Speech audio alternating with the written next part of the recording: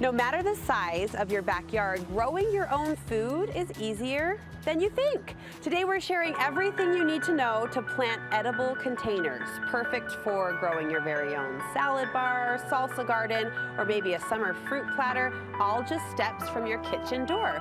Jessica Berrett is a horticulturist and florist who says these compact, creative gardens are ideal for families in small spaces who love a little homegrown goodness. I think you just lumped us all into that definition. Good to see you. Good to see you too. So obviously there is a lot to love about the idea of these contained edible gardens. Where does your passion stem for them? I just love that you can make something that is beautiful and it's also fun to taste. Yeah. And it's fun to cut some herbs and take them in, use them to make your dinner, have some snacks. Well, and my kids, thanks in part to good neighbors, are really hyper interested right now, not in our yard, but my neighbor's yard that's growing and thriving, and we have a lot to keep up with, if you know what I mean. But I think kids would be really involved if they know that they could like take it from the garden to the table. That would kind of make a connection piece in their minds. Yeah, definitely. Okay, so before we get into specifics, let's talk about container options. What should we look for? So there's a bunch of different options these days.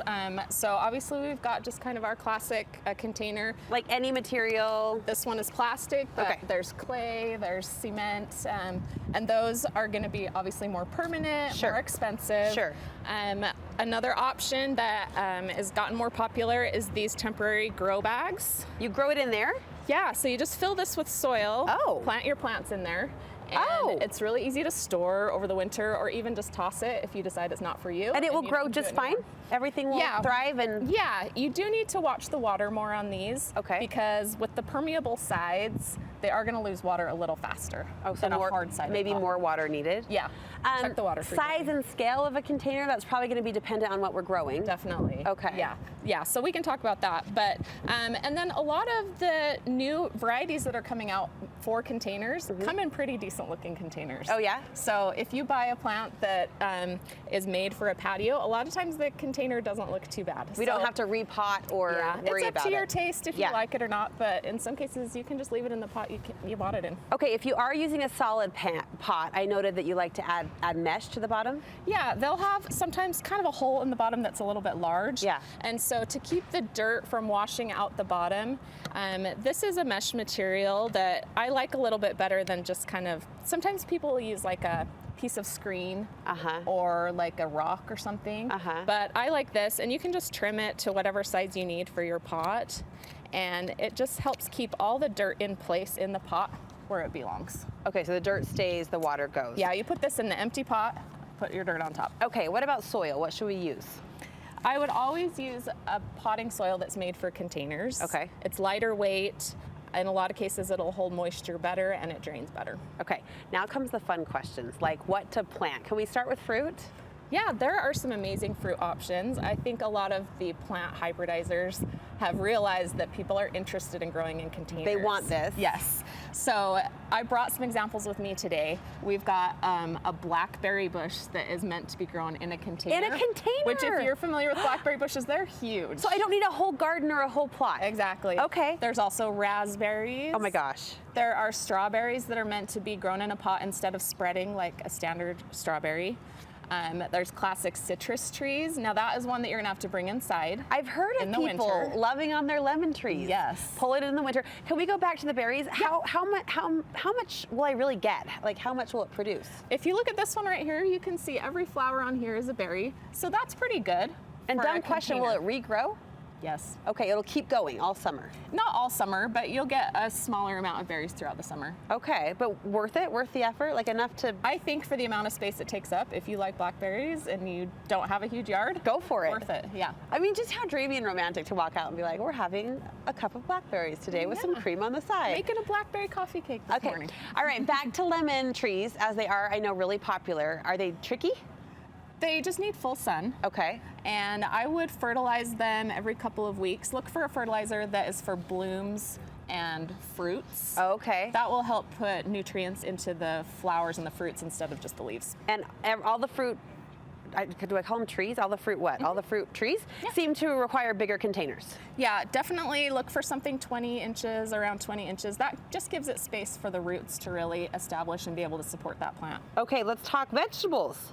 Real quick though, there's please. also a really cool cherry down there. Oh. It's a cherry tree in a bush form. Stop it. So if you love cherries and you just want to have a container. Stop it yeah, right very now. cool. Okay, this is so fun. And we also have some figs.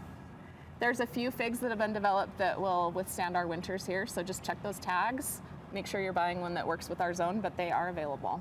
So the zone on the tags will tell you Yes. if it's hardy enough for, Yes. for Utah. This is so fascinating to me, and you've taken away every excuse. I too can have a fruit farm, right? In my own backyard. Okay, Absolutely. veggies, Yep. teach us. So vegetables, tomatoes can definitely be grown in a Sure. container. I would always look for, so tomatoes come in two varieties. There's determinate and indeterminate. Oh. And indeterminate are the long vines that will just grow Forever. endlessly. So look for determinate, and especially sometimes on the tag it will say good for container. Okay. So All right, they're spelling it I've out brought for one us. here that comes in a container, and Uh-huh. it even has a support on it already. Oh, nice. So you could just set that on your patio and be done. There's Peppers? also peppers.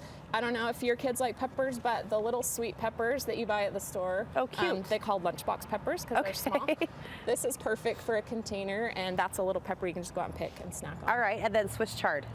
I grew up eating Swiss chard. This was like a staple in my family growing up. So it's And- nostalgic for you. Yeah, and these, the stalks, you can get red, orange, Yeah. yellow, and it's just a green that you can eat all summer. All right, talk me through the herbs really quickly. What makes your favorite list?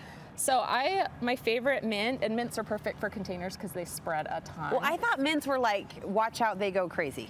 They do. Okay. Perfect for a She's like, container. that rumor is true. Put them in Okay. a container. This one's called Mojito. So it won't just, it'll be fine? It's not no. going to like consume No, the there's space? no. Oh.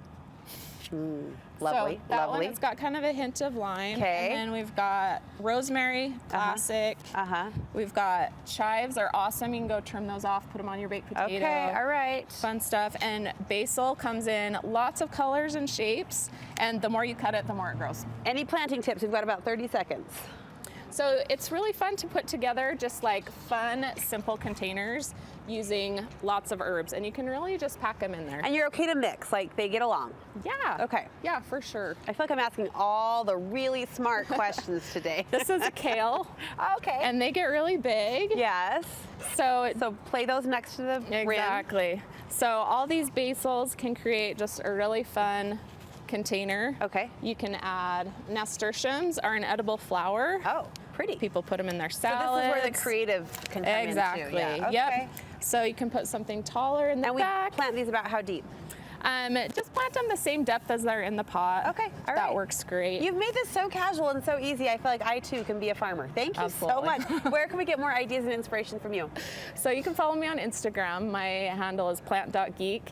And if you're interested in more advice from us, definitely check me out at Sunline Landscapes. All right, we'll link you to both from our website, but she's our favorite plant geek for good reason, so be sure to give her a follow. Thanks again. Great job.